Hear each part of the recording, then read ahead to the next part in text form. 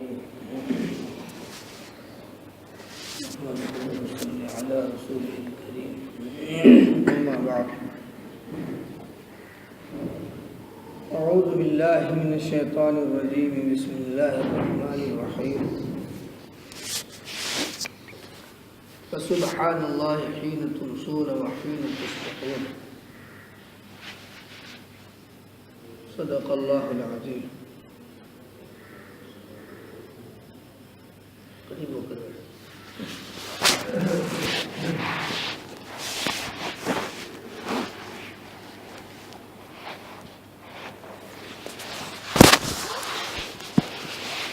ذکر سے متعلق کل کچھ باتیں سامنے آ گئی تھی اور ہمارا یہاں بیٹھنا وہ صرف مقصد یہی ہے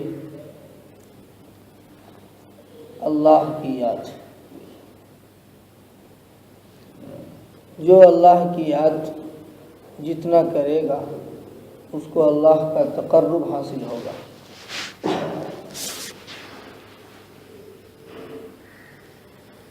اقوال ذری میں نے بھی کسی ایک کتاب میں پڑھا, بڑی اچھی بات کہی انہوں نے کہ جنت عمل سے ملتی ہے, امید سے نہیں ملتی. اور وہ عمل جس کو ہم کرتے ہیں اگر وہ ہمیں عبادت میں مزہ نہ دے تو وہ جنت میں کیا جزا دے گی. وہ عمل جو ہم کرتے ہیں اگر وہ عبادت میں مزہ نہ دے تو وہ جنت میں کیا جزا دے گا. تو عبادت وہی اچھی ہے اور اللہ کے نزدیک مقبول ہے جس میں مزہ آ جائے. تو فسبحان اللہ حین تمسون وحین تصبحون, کہ جب تم صبح کرو اور جب تم شام کرو تو اللہ کو یاد کر لیا. 5 وقت کی نماز تو ہم پڑھتے ہی ہیں, لیکن خصوصیت کے ساتھ اللہ تعالیٰ نے ارشاد فرمایا فسبحان اللہ حین تمسون وحین تصبحون, کہ جب تم صبح کرو اور شام کرو تو اپنے اللہ کو یاد کر لیا کرو. ایک جگہ اللہ تعالیٰ ارشاد فرماتے ہیں تسبح له السماوات السبع والارض ومن فیہن وَإِن مِّن شَيْءٍ إِلَّا يُسَبِّحُ بِحَمْدِهِ وَلَكِن لَّا تَفْقَهُونَ تَسْبِيحَهُمْ, کہ زمین و آسمان کے اندر جتنی چیزیں ہیں, 7 آسمانوں میں اور زمینوں میں اور ان دونوں کے بیچ جتنی چیزیں ہیں وہ سب اللہ کی تسبیح بیان کرتی. ہمارے استاد محترم نے دوران سبق یہ بات بتائی تھی کہ جو آخری بخاری شریف کی آخری حدیث ہے, امام بخاری علیہ الرحمہ نے جو سب سے آخر میں حدیث روایت کی ہے, نقل کی ہے, اس کے جملے ہیں کہ بھئی یہ جملے بہت آسان ہیں زبان پر اور ترازو پر بڑے بھاری ہیں. ثقیلتان فی المیزان خفیفتان علی اللسان. وہ کیا چیزیں ہیں؟ سبحان اللہ و بحمدہ سبحان اللہ العظیم, سبحان اللہ و بحمدہ سبحان اللہ العظیم. کہ زبان پر بہت ہی ہلکے پھلکے جملے ہیں اور ترازو میں بہت بھاری بھرکم ہے. ہمارے استاد مکرم نے فرمایا کہ جب صبح ہوتی ہے تو ساری کائنات اس تسبیح کو پڑھتی ہے, اور اللہ خود کہتا ہے کہ زمین اور آسمان میں جتنی چیزیں ہیں تسبح له السماوات والارض, کہ جتنی چیزیں ہیں وہ سب اللہ کی تعریف, اللہ کی تحمید, اللہ کی بڑائی بیان کرتی ہیں. اور ہر ایک چیز کی اپنی تسبیح ہے, اپنی زبان ہے. یہ اور بات ہے کہ تمہاری سمجھ میں نہیں آتی, وَلَكِنْ لَا تَفْقَهُونَ تَسْبِيحَهُمْ, ان کی تسبیح کو تم نہیں سمجھ پاتے تو یہ ان کا قصور نہیں ہے، ان کی زبان کو نہ سمجھنے کی وجہ سے۔ ہم سمجھتے ہیں کہ چڑیا ویسے ہی چہچہا رہی، ہواؤں میں ویسے ہی سرسراہٹ ہے۔ ہر چیز اللہ کی تسبیح بیان کرتی ہے، اگر نہیں کرتے ہیں تو ہم نہیں کرتے، ہمارے اوپر یہ چیز بوجھ بن جاتی ہے اور بوجھ بن رہی ہے۔ لیکن دوستو یہی چیز جب اس کے لیے ہماری آنکھ کھلے گی یا ہمیں اس کی حقیقت کا علم ہو جائے گا تو پھر ہم بھی اللہ کی یاد میں ویسے ہی تڑپتے رہیں گے جیسے صحابہ کرام تڑپتے تھے، جیسے اللہ کے نبی صلی اللہ علیہ وسلم راتوں کو تڑپتے تھے، جیسے اللہ والے لوگ اللہ کی یاد میں اپنی بستروں کو چھوڑ دیا کرتے تھے کہ امن ہوا قانت آناء اللیل ساجدا وقائما یحذر الآخرۃ ویرجو رحمت ربی، کہ بھلا ان لوگوں کے برابر کون ہو سکتا ہے؟ امن ہوا قانت آناء اللیل، کیا وہ لوگ جو راتوں کو کھڑے ہوتے ہیں،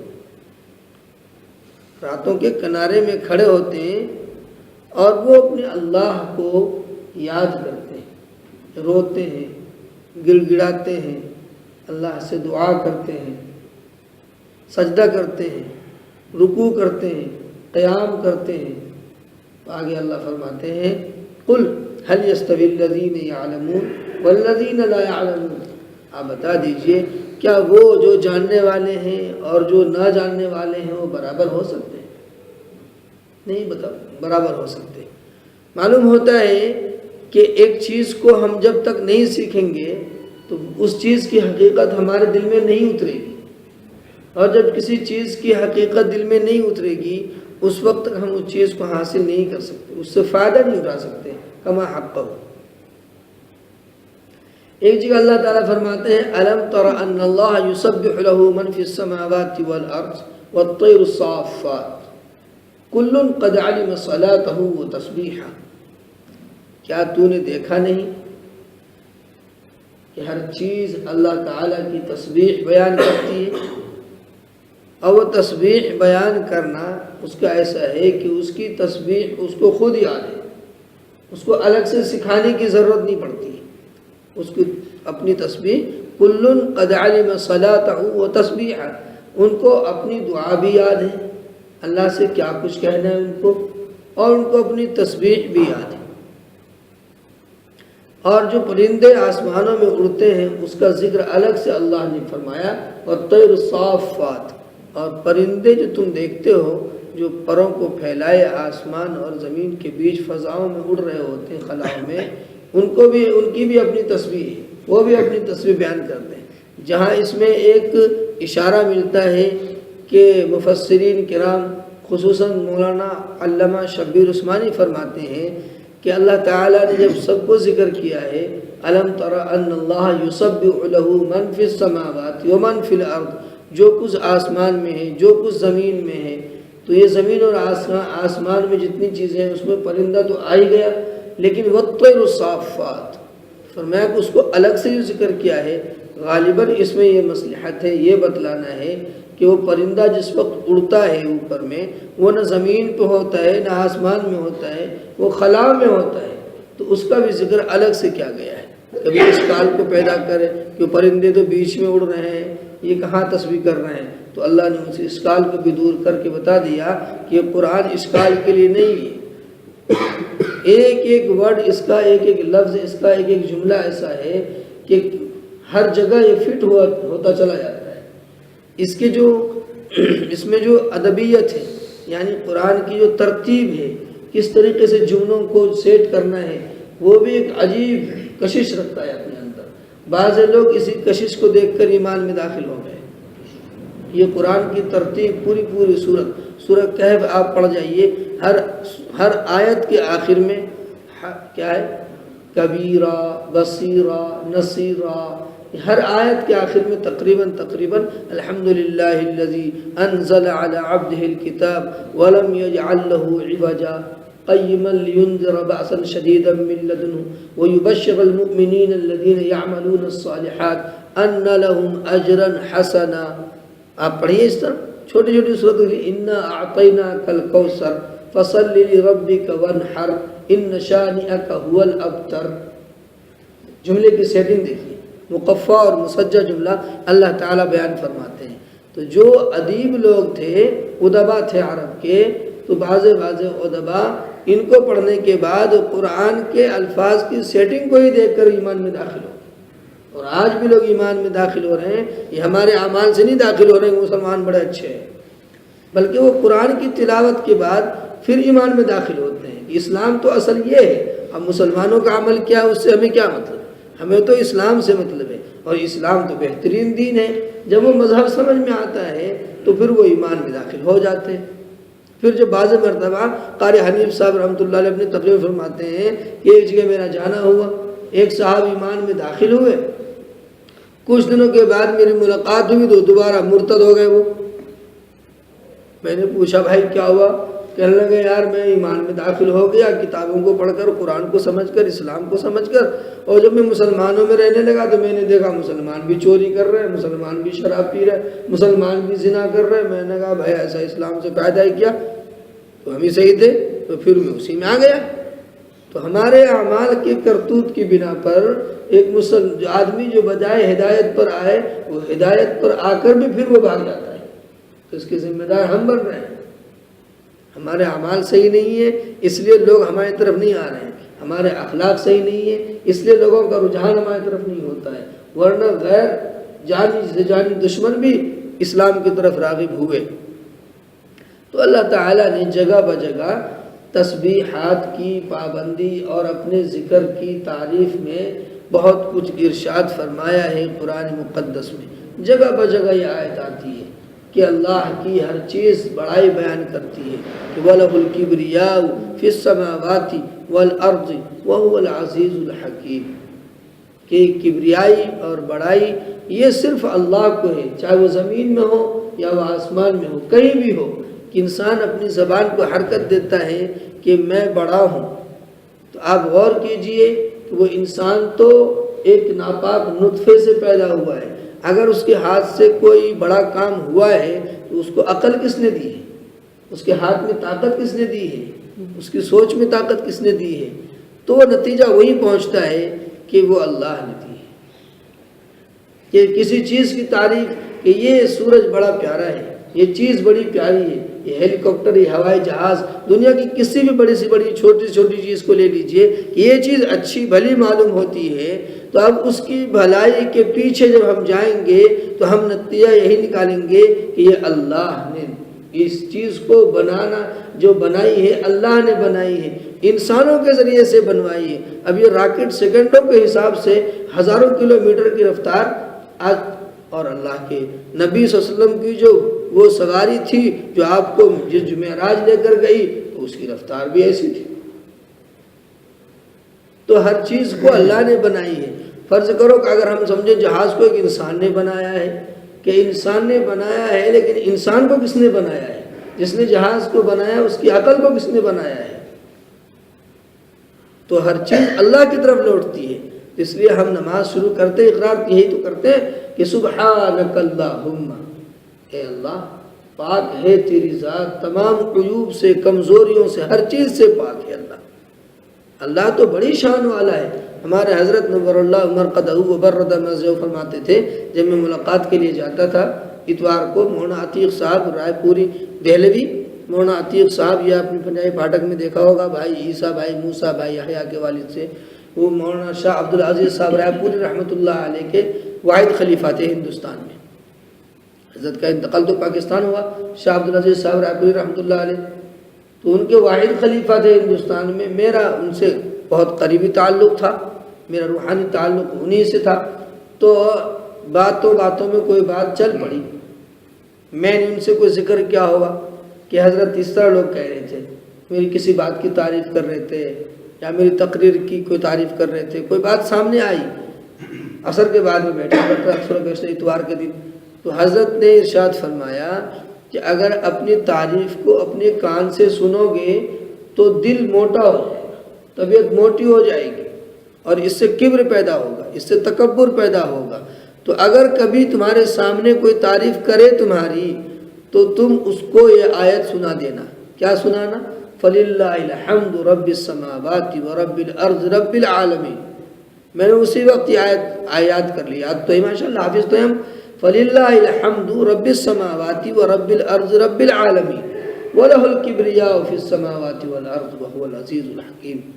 کہ آپ کہیے بس اللہ ہی کے لیے، فَلِلَّهِ الْحَمْدُ، اللہ ہی کے لیے تمام تعریفات ہیں، جو رب السماوات ہے، رب الارض ہے، کہ زمین کا بھی رب ہے، آسمان کا بھی رب ہے، اور بڑائی صرف اسی کو زیب دیتی ہے۔ تو اس سے تکبر ٹوٹ جاتا ہے کہ ہمارے اندر تو کچھ بھی نہیں ہے۔ اللہ چاہے اس وقت ابھی بولتے بولتے ہماری سانس کو روک لے، بتائیے ہم کچھ کر سکتے ہیں؟ چلتے چلتے انسان گر پڑتا ہے، مر جاتا ہے، سینکڑوں واقعات اس طرح ہے۔ ہمارے حضرت نے یہ واقعہ مجھے سنایا، پنجابی پھاٹک کی واقعہ سنایا، فرمانے لگے کہ ایک صاحب دسترخوان پہ بیٹھے کھانا کھا رہے تھے، اور کھاتے کھاتے ایک لقمہ اٹھایا اور اٹھا کے منہ تک لا رہے تھے، وہ لقمہ یہیں رہ گیا اور انتقال کر گیا۔ وہ لقمہ اس کے منہ میں نہیں گیا، ہاتھ یہیں رکا اور وہیں انتقال کر گئے۔ تو روزی جب رزق جو ہے، حدیث میں آتا ہے لن تموت حتی تستکمل رزقا، ہرگز کوئی آدمی نہیں مر سکتا اس وقت تک جب تک وہ اپنے رزق کو پورا نہ کر لے۔ ایک دانہ بھی باقی ہے تو وہ دانہ اس کے منہ میں جائے گا، چاہے زبردستی جائے، ٹھوس کے جائے، لیکن وہ جائے گا جب مرے گا۔ یہ نظام اللہ نے بنایا ہے، جس رزق کے پیچھے ہم بھاگ رہے ہیں آنکھیں بند کر کے۔ اللہ تعالیٰ کے نبی صلی اللہ علیہ وسلم نے ارشاد فرما دیا کہ لن تموت حتی تستکمل رزقہا، اس وقت تک تم مر نہیں سکتے جب تک تمہارا رزق مکمل نہ ہو جائے۔ دوسری حدیث میں اللہ کے نبی نے ارشاد فرمایا کہ انسان کو روزی ایسے ہی ڈھونڈتی ہے، رزق ایسے ہی ڈھونڈتا ہے جیسے انسان کو موت ڈھونڈتی ہے، جیسے انسان کو موت ڈھونڈتی ہے۔ اور موت کیسے ڈھونڈتی ہے؟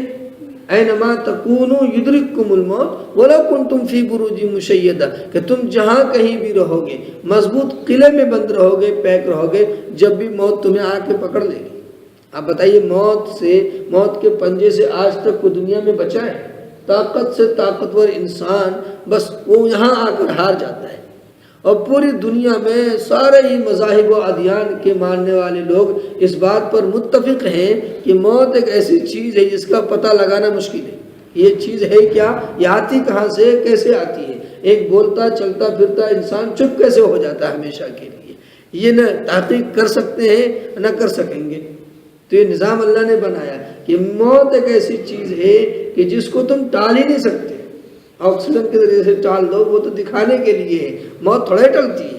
موت تو قرآن نے فیصلہ کر دیا ہے، لا يستقدمون ساعة ولا يستأخرون، بالکل فکس ہے، فکس ٹائم فکس ہے اس کا، ایک سیکنڈ نہ آگے نہ پیچھے۔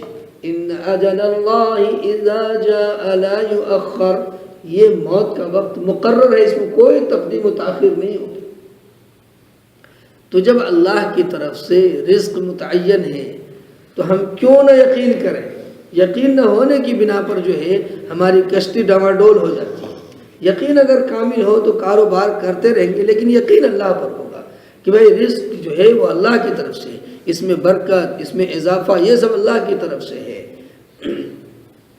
تو تسبیح سے متعلق چند باتیں کل آئی تھیں، اس لیے یہ چند آیات میرے ذہن میں آئی، گوش گزار کر دی کہ تسبیح جتنی دیر ہم بیٹھ کر کریں گے اس کا فائدہ ہے۔ یہ اشراق تک ہم بیٹھتے ہیں، ایک تو قرآن کی نسبت سے بیٹھتے ہیں، اور دوسرے ہم اپنی تسبیحات کو پڑھ لیں ایک بار سبحان اللہ۔ بخاری شریف کی روایت ہے، حضرت انس رضی اللہ عنہ فرماتے ہیں کہ انسان، اللہ کے نبی نے فرمایا کہ جب مرد یا عورت ایمان والے اللہ کو یاد کرتے ہیں تو ہر ایک مرد ایمان والے اور ہر ایک عورت ایمان والی کے اوپر اللہ تعالیٰ نے ایک معقل مقرر کر رکھا ہے، ایک فرشتہ، کہ جب یہ سبحان اللہ کہے تو تم جنت میں ایک پیڑ لگا دینا، جب یہ قرآن کریم کی تلاوت کرے تو تم جنت میں اس کے لیے محل تیار کرنا۔ بخاری شریف کی روایت ہے کیا فرمایا کہ ہر ذکر کرنے والے کے لیے ایک فرشتہ مقرر ہے. جب وہ سبحان اللہ پڑھتا ہے یا پڑھتی ہے تو اس کے لیے فرشتہ مقرر ہے. سبحان اللہ پڑھے گا اس کے لیے الگ فرشتہ مقرر ہے کہ وہ اس کے لیے جنت میں ایک درخت لگائے گا. اب جنت تو ہم نے دیکھی نہیں اور پھر یقین بھی نہیں ہے بھی نہیں ہے, یا مولوی ویسے بیوقوف بنا رہا ہے, یہ بھی شک ہوتا ہے. سر سید نے انکار ہی کر دیا. بہت سارے ایسے گزرے ہیں جنہوں نے تفسیر بھی لکھ کر کے انکار کر دی, ان چیزوں کا انکار کر دیا ہے. اللہ حفاظت فرمائے. وہ جس چیز کا اعلان جنت قرآن نے کر دیا ہے تو اس کے ہونے میں کیا ہے, ہم وہ شبہ کرتے ہیں, شک کرتے ہیں کہ قرآن نے کہہ دیا ہے کہ جنت تو موجود ہے, جنت موجود ہے, اس کا ذکر بار بار قرآن میں آتا ہے. جنت کیوں نہیں, جنت ہے. جنت حدیث میں آتا ہے جنت چٹچل میدان ہے, تم پڑھو سبحان اللہ, تمہارے لیے ایک پیڑ لگ جائے گا, ایک درخت لگ جائے گا, الحمدللہ ایک درخت لگ جائے گا. تم تسبیح کرتے رہو. یہ بخاری شریف کی حدیث بھی بتا رہی ہے کہ جب تک وہ انسان عبادت میں لگا رہتا ہے فرشتے اس کے لیے پیڑ ہر ورڈ پہ, جملے پہ سبحان اللہ, ایک یہ نہیں کہ ہم پوری آدھا گھنٹہ لگائیں گے اس کے بعد ایک پیڑ لگے گا. تو اللہ کا حکم ہے سبحان اللہ, پیڑ لگ گیا, یہ سبحان اللہ لگ جائے گا. یقین کے ساتھ پڑھے, یہ نہیں کہ صرف زبان کو ہلا دیا, یقین دل کے یقین کے ساتھ, ہاں لگ گیا تو لگ گیا, چونکہ اللہ کے نبی کا فرمان ہے. یہ نہیں کہ دیکھتے ہیں لگتا بھی نہیں لگتا ہے, نہیں پھر تو نہیں لگے گا, ٹرائی نہیں ہوتی, یقین ہوتا ہے. ایمان نام ہی یقین کا ہے. تو فرمایا کہ جب تک وہ تسبیح پڑھتے رہتے ہیں وہ معقل اس کے لیے وہ وہاں پیڑ پودے درخت لگاتے رہتے ہیں. اور جب تک وہ تلاوت کرتا رہتا ہے انسان, عورت ہو یا مرد, تو اس کے لیے محل جنت میں تیار ہوتے رہتے ہیں. یہاں ایک محل کو خریدنے میں کتنے آدھی زندگی کھپا دینی پڑتی ہے. اگر کوئی بڑی جگہ لینی پڑے اور کروڑوں میں ہو تو آدھی زندگی کھپ جاتی ہے, اور ہم جسے تصور بھی نہیں کر سکتے. ہم جیسے تو ایک چھوٹا سا کمرہ لینے کا بھی تصور نہیں کر سکتے, محل تو بہت دور کی بات ہے. اور وہاں جنت میں محل جس کی ایک اینٹ سونے کی اور ایک اینٹ چاندی کی ہوگی اور جس کا گارا مشک کا ہوگا, تو کتنا زبردست محل ہوگا وہ. تو اس کے لیے اللہ نے فرمایا, اللہ کے نبی نے فرمایا کہ جب ایک ایمان والا تلاوت میں لگا رہتا ہے, لیکن شرط یقین رکھے گا, یقین وعدے کا یقین ہونا چاہیے, پھر اعمال کے اندر وہ چیز مرتب ہوتی ہے. تو تلاوت کرتا رہتا ہے, اللہ کی طرف سے وہ فرشتے اس کے لیے محل تیار کرتے رہتے ہیں. اور جب وہ تلاوت سے رک جاتا ہے, تسبیح سے رک جاتا ہے کہ مولوی صاحب تو ابھی آئے نہیں ہیں, چلو ذرا شیطان نے بہکایا اور چلے جی, وہ تو مسلم بن عقیل والا حساب ہو جائے گا. مسلم بن عقیل واقعہ سناتا ہوں چونکہ حالات دیکھ رہا ہوں میں ایسے, کہ مسلم بن عقیل رضی اللہ تعالی عنہ, جانتے ہیں نا کربلا میں جن کو, کربلا کے کوفہ کے اندر جن کو شہید کر دیا گیا, امام حسین رضی اللہ تعالی عنہ نے ان کو پہلے بھیجا تھا قائد بنا کر کہ آپ جائیے وہاں کے حالات کا جائزہ لیجئے یا پھر مجھے خط لکھ دیجئے گا. تو مسلم بن عقیل جب پہنچے وہاں پہ, حضرت حسن رضی اللہ عنہ کی طرف سے خطوط لے کر کے, جو خطوط آئے تھے کوفہ سے, تو ان کے پیچھے نماز میں ہزاروں کی تعداد میں لوگ تھے, ہزاروں کی تعداد میں.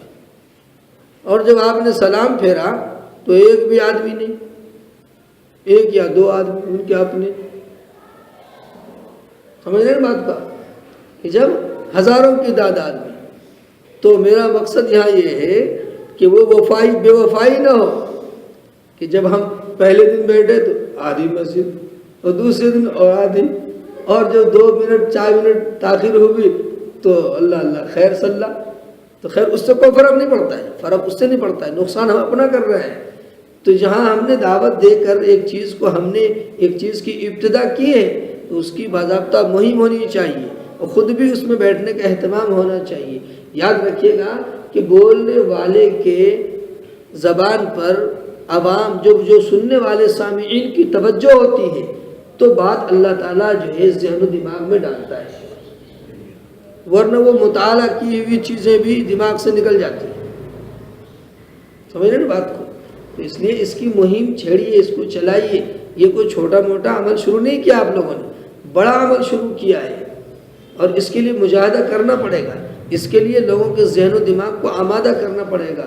ابھی اگر اعلان ہو جائے کہ بھائی مسجد میں جو ہے, خدا نخواستہ مسجد میں چھوڑیے, مسجد تو اللہ کی اللہ کا گھر ہے کہ ابھی لال کنویں میں اگر اعلان ہو جائے کہ لال کنویں مشاعرہ ہو رہا ہے اس وقت، تو آپ کو کتنے لوگ ملیں گے جو بستروں کو چھوڑ کر کے بھاگیں گے؟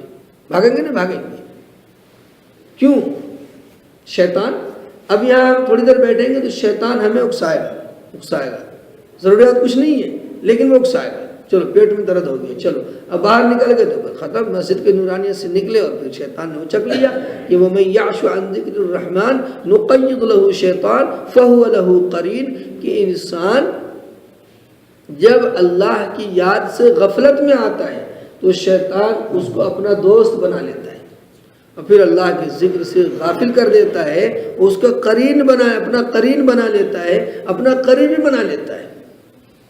تو اس لیے فضائل جو ہے کل ذکر کے آئے تھے سامنے، اشراق کے فضائل، کہ اگر کوئی آدمی، اللہ کے نبی نے خود ارشاد فرمایا کہ میں چاہتا ہوں کہ ان لوگوں کے ساتھ بیٹھوں میں جو صبح کی نماز کے بعد اشراق تک، سورج نکلنے تک اللہ کو یاد کرتے. اللہ کے نبی کی خواہش دیکھیے آپ. پھر 2 رکعت نماز پڑھے وہ. تو مجھے بہتر ہے کہ میں عربی 4 غلام آزاد کروں، اس سے بہتر ہے کہ میں ان لوگوں کے ساتھ بیٹھوں اور اللہ اللہ کروں. دوسری روایت میں اللہ کے نبی نے ارشاد فرمایا کہ جو انسان صبح کی نماز کے بعد سورج نکلنے تک اللہ اللہ کرتا رہتا ہے، بیٹھا رہتا ہے، تلاوت کرتا رہتا ہے، سبحان اللہ، الحمدللہ، استغفر اللہ پڑھتا رہتا ہے، اور سورج نکل جاتا ہے، پھر سورج نکلنے کے 20 منٹ کے بعد جب ہم پڑھیں گے ابھی اشراق، تو پھر وہ 2 رکعت نماز پڑھتا ہے، تو اللہ تعالیٰ اس کو حج و عمرہ کے برابر ثواب عطا فرماتے ہیں. کامل لفظ ہے، کامل حج و عمرہ کے برابر ثواب عطا فرماتے ہیں، اور اس کے پورے دین کی کفالت کی ذمہ داری اللہ لے لیتا ہے. تو اتنی ساری فضیلتوں کے باوجود بھی ہمیں فضیلت حاصل کرنی نہیں ہے. تو بہرکیف ہر انسان اپنی ذات کا مکلف ہے کہ بھائی مجھے کیا کرنا ہے، نماز مجھے پڑھنی ہے. میری بیوی پڑھے نہ پڑھے ہم کہہ سکتے ہیں ان سے، ڈنڈا تو نہیں بجا سکتے، کہہ تو سکتے ہیں. بچہ پڑھے نہ پڑھے ہم کہہ سکتے ہیں ان سے، لیکن وہ اگر لائق تنبیہ ہے تو تنبیہ بھی کریں اس کی. لیکن ہر انسان مکلف ہے اپنا.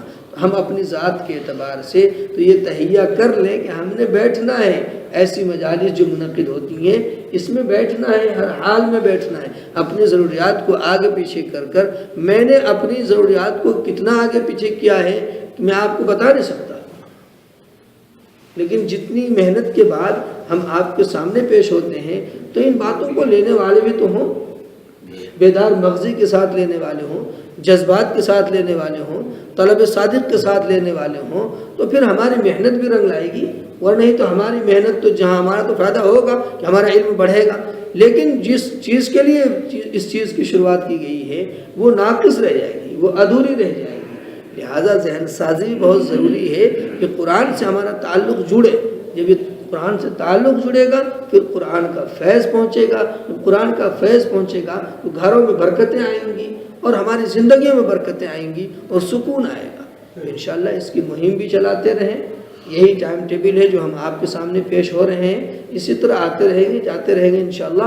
آپ خود بیٹھنے کا اہتمام کیجیے، کچھ ساتھی بہت اہتمام سے بیٹھ رہے ہیں، اور اپنے نوجوانوں کو خاص طور سے اس طرف راغب کیجیے. اور جو ہمارے بزرگ ہیں جو ادھر ادھر اپنا وقت ضائع کر دیتے ہیں، اس وقت جو ہے بہت پیارا وقت ہے یہ بھی اللہ کو یاد کرنے کے لیے. اور اللہ قرآن کے اندر خود کہتا ہے کہ تم صبح شام مجھے یاد کرو.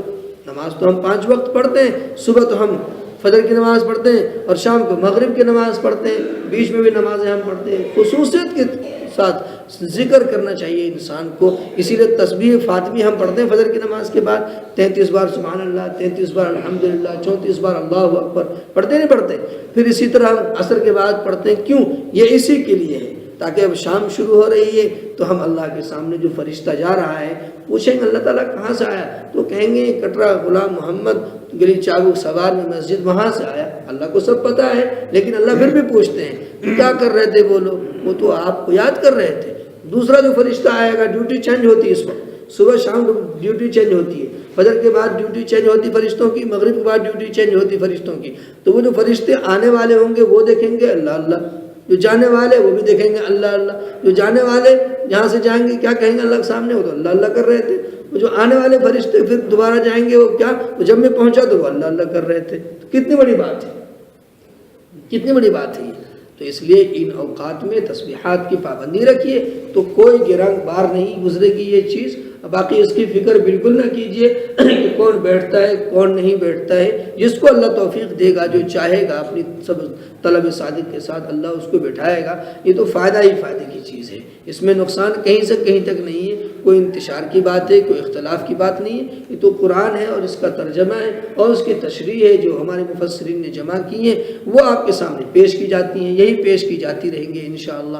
ایک سے ایک کتابوں کی ہمیں تلاش ہے جو آپ کو خوب سے خوب تر مواد ملے اور آپ صحیح سے سننے والے ہوں تو انشاءاللہ ہمارا بھی فائدہ ہوگا اور آپ کا بھی فائدہ ہوگا انشاءاللہ. کریں گے اس کی کوشش. کل تو چھٹی رہے گی، کل اتوار ہے، کل چھٹی، اتوار کی چھٹی رہے گی. رات کو جہاں مستقل تفسیر کئی سالوں سے ہوتی ہے. یہ تفسیر شروع کرنے کا مقصد اس تفسیر کو ختم کرنا نہیں ہے، وہ اپنی جگہ ہے، یہ پروگرام اپنی جگہ ہے. دونوں اپنی جگہ ہے. وہ بھی ایک عالم بیان کرتے ہیں، یہاں بھی آپ کے سامنے حقیر بات چیت کر رہا ہے، جو کچھ پڑھا سیکھا ہے اس کو بتانے کی کوشش کر رہا ہے. آگے پیچھے اگر کوئی بات ہوتی ہے تو اللہ کمی بیشی کو معاف کرنے والا ہے. چونکہ ہم جان بوجھ کر کوئی ایسی غلطی نہیں کر رہے ہیں، ہم اس کے لیے اللہ سے توبہ استغفار بھی کرتے ہیں. ہر دعا میں ہر وقت دعا کرتے ہیں کہ دین کے معاملے میں زبان درازی کوئی اچھی بات نہیں ہوتی ہے.